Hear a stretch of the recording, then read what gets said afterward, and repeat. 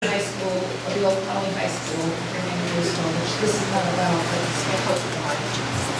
This is about the Mission Inn. Is that better? It's funny, the things we remember. Sometimes you even remember the clothes you were wearing at the time of a particular event. It was 1973, and go-go boots and miniskirts were in. I was wearing a red miniskirt, a white long-sleeve blouse with sheer puffy sleeves, and of course my white boots. And I was looking for my lawyer's office.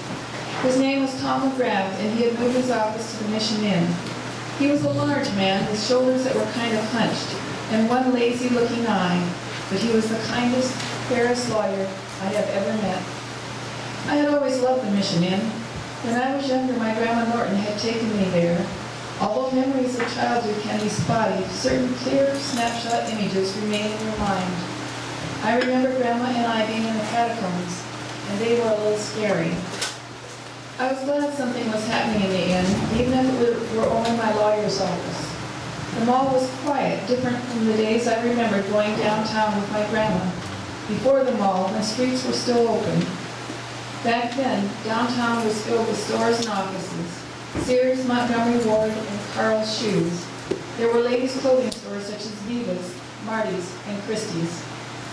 Now, in 1973, the inn was in an arrested state of shabbiness and decay. I peered at a sign taped on the door, Lawyers, 4th floor. The elevator looked creaky and clattery and claustrophobic. I opted for the stairs. Phew, what a climb, puff, puff. The stairs look crumbly, and I don't want to look down as they spiral below me.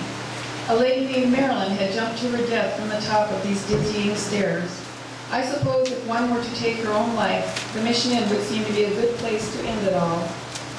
The blood, the memory of fractured bones fading into the history of the place until no one remembers, like something out of an Edgar Allan Poe story.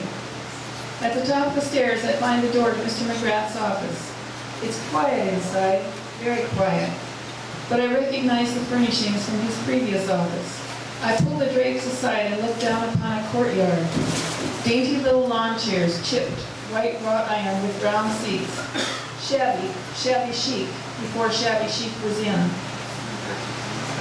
I wonder, they're all lined up. I wonder how long have they been waiting for the party that never came, and how much longer must they wait? My lawyer enters and welcomes me to his inner office. He wears a tweedy coat, and if he were to add a hat and magnifying glass, he looks like he could have been Sherlock Holmes in another life. He runs his fingers across the books in his bookshelves until he finds the one he is looking for. Yes, there is an easy answer, an easy legal answer, that is, to complete the divorce I had started a year or more previous. Sometimes legal answers can be found in a book. Answers for the heart cannot. He tells me it was the other side of the inn where Marilyn jumped to her death. Years later, my daughter and I are in downtown Riverside, and the Mission Inn now has a little cafe on the 6th Street side. She orders some offbeat tomato dish, and I must be feeling adventurous because I order the same. A little later, the chef comes out to talk to us. He wanted to see who ordered the tomato dish. Apparently, not too many people did. And today, there are 2 orders for it. He sits down to chat with us. I tell him about my visit to the lawyer. He is Tom McGrath's son. I saw the palm frond fall. I saw the palm frond fall through the clear blue sky, its graceful descent cushioned by the invisible hands of the gentle breeze. It hits the asphalt and rocks into stillness.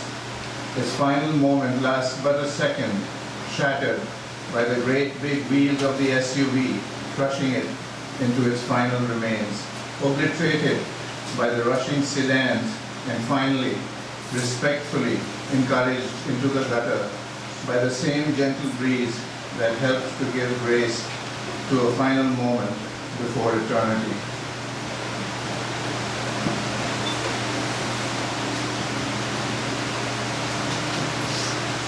I imagine your dark eyes haunt me with their intensity. Tales of betrayal in your life inhabit my thoughts. The empty shell of your emotions confuses me because I imagine those eyes closed by an intensity of a reverberating orgasm, by the intensity of your uninhibited smile, by the ferocity of your fingers entwined in mine, by the soft touch of your breast on my arm, as you lean on me, your head on my shoulder, your life fulfilled. Going now to the newer ones. I've memorized the pages.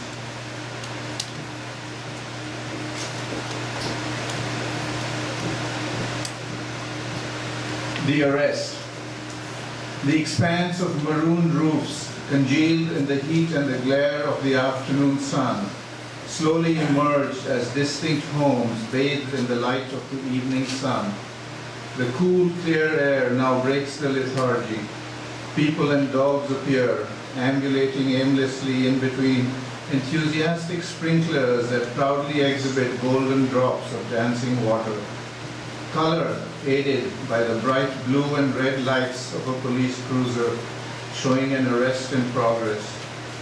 Red backpack on the thin shoulders of a young black boy sitting on his haunches, looking at the tight brown uniform on the strong white man with a big black gun.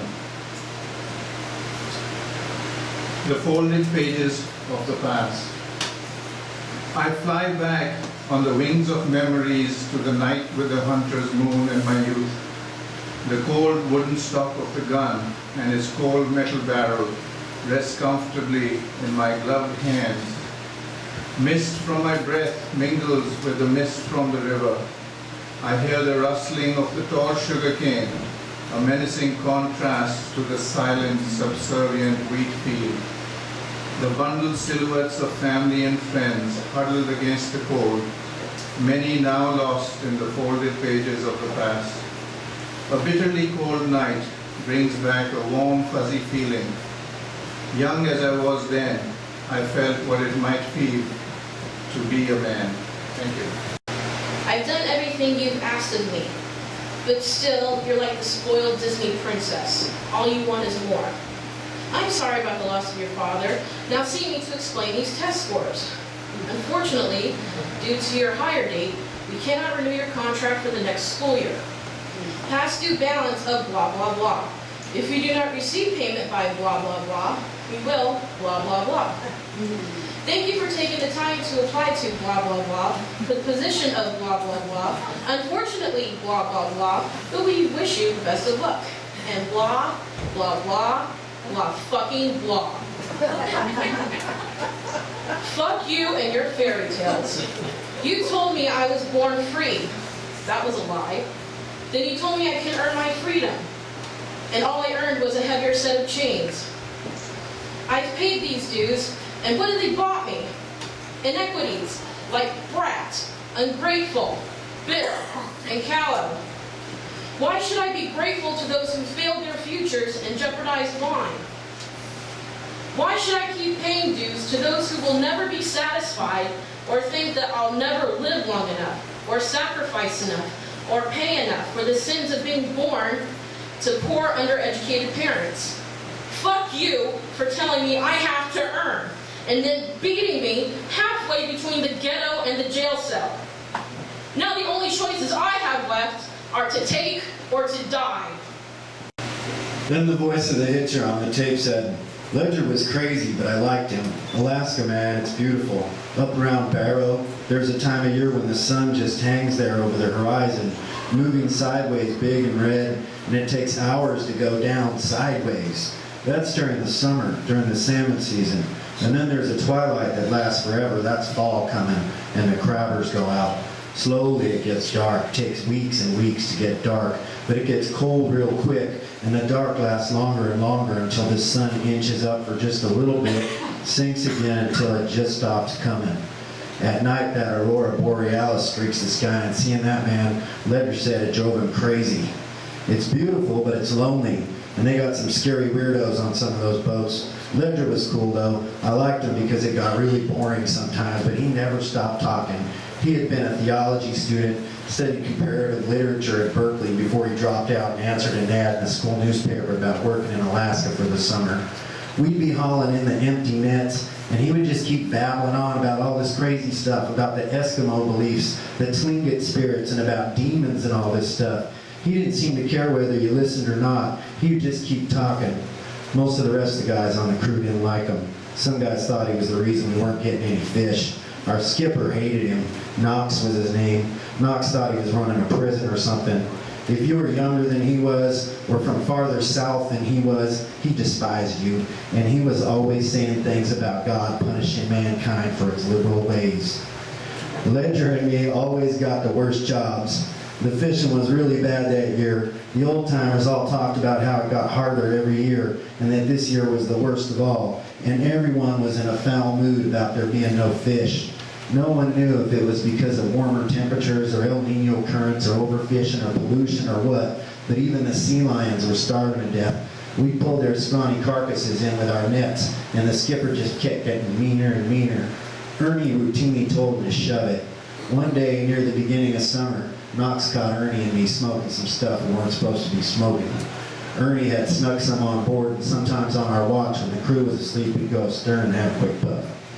The hitchhiker made a sound that was a cross between a chuckle and a groan. That was a big screw-up, he said. The captain just smiled and said something about federal maritime laws and the Coast Guard and about how we were going to have a nice year in jail when we got back to Dutch Harbor. So that night, when I say at night, I mean about 1 hour after midnight that it was dark, we took one of the Zodiacs and loaded it up with supplies and rode it until we were far enough away to start the motor. I still can't believe we didn't get caught. We knew they'd be looking for us to go south, so we went north. We figured we could hide out a few weeks and everyone would figure we were dead. Ernie said he knew a place we could camp and trap rabbits and maybe even a caribou and get mushrooms, the hitcher said. We motored north until we came to this cove. There are hundreds of coves, but this one had this natural jetty of rocks that hid the entrance from the sea. You'd have had to know it was there to spot it. The beach there is beautiful. Not like here, man. No condos, just evergreens and rocks and moss. Some of the birds and rabbits up there didn't seem to have learned any fear of humans, and for a little while they weren't too hard to catch. And whatever was wrong with the fish in the ocean, I don't know, but we kept finding seals too starving to get away, and we'd club them and cook them. They didn't have much meat, but they had some. We didn't know how long we'd been up there. The sun stopped going down. We couldn't have been that far north. I don't think we were sleeping right. I think my mind was playing tricks. The whole time Ledger was going on and on about how free his soul was and how he was filled with the spirit of the universe and all this crazy stuff. These woods are filled with the spirit, man. I swear to God, I can feel it all around us, man. Don't you feel it? The hitcher's voice rose and fell and cracked. Midnight drives. On our third of many dates, we drove down the 60 freeway around the midnight hour to see the glimmering meteors. We talked about how the beautiful sky would look once we got to the Badlands. Small but narrow. I imagine it would look like a brighter version of the moon, glowing in the darkness, all alone. We passed the exits, looked the stores, and other signs of life, until we reached our destination. The headlights led the way to the dark hidden spot. When we got out of the car, we sat on the dusty hood, looked up, and all we saw were the shadows of clouds covering the dark sky. There were no meteors to be seen. Somehow, that was fine with us. We decided to stay and talk a while. He asked, "Have you ever made a wish on a shooting star?" I lie and say, no. It's too early to tell all my secrets. Which is called The Canals. I actually drew inspiration from Riverside's Golden Gate Canal. The twilight rays strike the sands of time. All the while, the brightly colored flowers shut their blooms and are thus trapped amongst one another. The false conveyance of the twilight rays, the dark water of life, runs down a man-made channel between the gleaming gem-like sands, reflecting the golden light of the dying sun. Yet, the underlying darkness cannot be ignored. As the dark clouds descend, like a sheet of black velvet, obscuring the brilliant stars for all time. Thank you.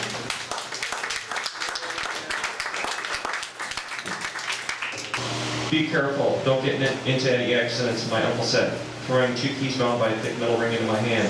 Watch the brakes, they need to be replaced soon, he added. The old Corvette was beginning to become a money pit, but I was always there to fix it for him. "Don't worry, the car likes me better than you," I replied, in a semi-cocky attitude as I backed down the driveway. The car was an old Corvette with a Z51 suspension package. A large blue racing stripe stretched over the top of the hood, roof, and the rear trunk lid. It had lightweight diamond spoke wheels, powder-coated in gloss black, wrapped in high-performance, low-profile Goodyear Eagle HB tires. Twin red Grand Sport style hash marks graced the driver's side front fender. The best part was the factory removable top. Loosened 4 latches and the top came completely off, convertible style.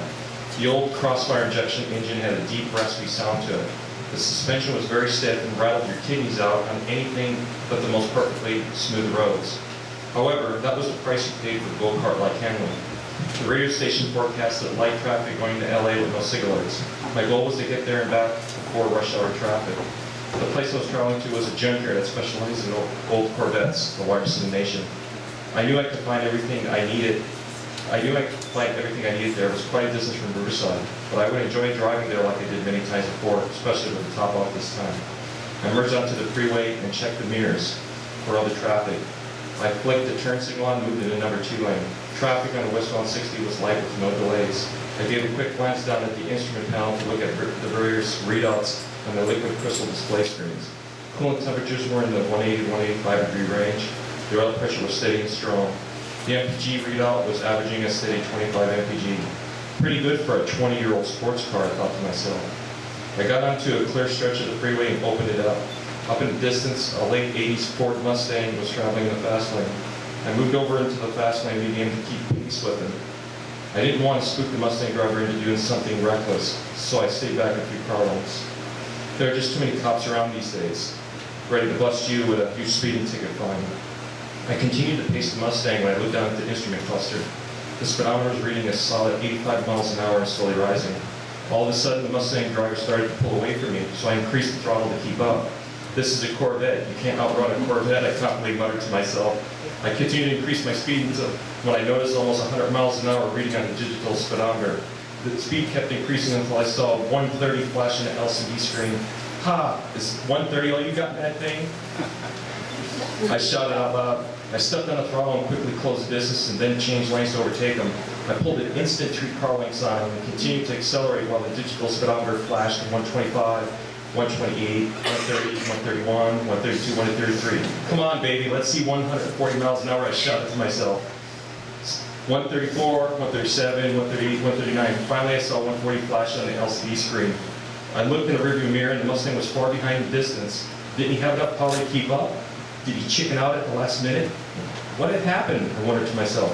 When I looked forward again, traffic was beginning to get heavy.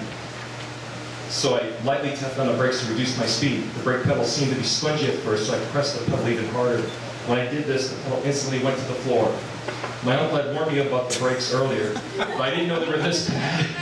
Before I could react with my right hand to pull up on the emergency brake to help slow the car down, the Corvette skidded into the back of a big rig in a number 3 lane.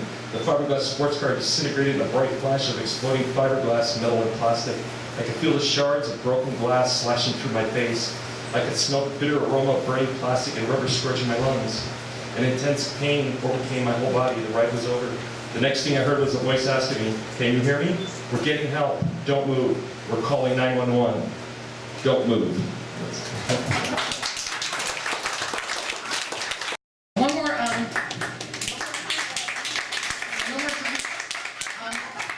I also wanted to remind everybody to make sure you buy a book on your way out. And I'm also having a little birthday party at Tio's Tacos down the street on University, just past the bus station. So if anybody wants to stop by and say hi, my parents are coming over from Palm Desert to help celebrate. So, and you're just welcome to come by and say hi, have a beer, just whatever. Okay? So let's welcome John.